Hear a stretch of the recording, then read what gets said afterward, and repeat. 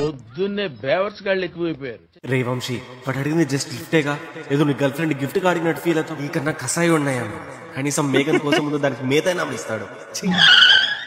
వంశీ వెళ్ళు, ఇన్నేళ్ళు కన్ని పాపాలతో చేసిన పాపాలు వాడికి లిఫ్ట్ ఇచ్చి కడిగేసుకో.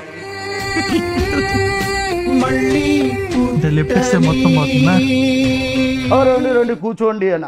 ఈ లోపు ఉండాలి బ్రో, నువ్వు కూడా మంచిగానే ఉన్నావు. మళ్ళీ లేకపోతే సమాజం అంతా నాశనం అయిపోతుంది. ఇది సభ్య సమాజం కాదు, అసభ్య సమాజం. ఇంట్లో దిగిపోతుంది పర్స్ ఉన్నది, లేకపోతే ఫోన్ ఉన్నది. ఫోన్ ఈఎంఐలో ఉన్నా బ్రో. మంచి చేస్తా నా కొడకాదు.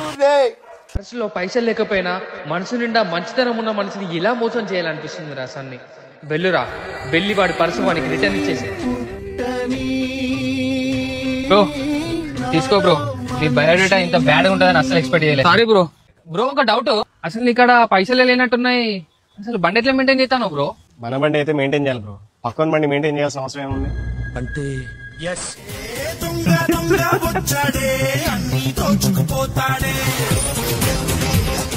అంటే నువ్వు నేను నీలా దొంగనే బ్రో. ఈ బండి వాళ్ళు బ్రో ఉందో బ్రదర్, నాకేం తెలుసు, ఆడబెట్టి ఎవడో తాళం మర్చిపోయాడు, వాడిని బండి మర్చిపోయేటట్టు చేసి. బ్రో పోలీసు వాళ్ళు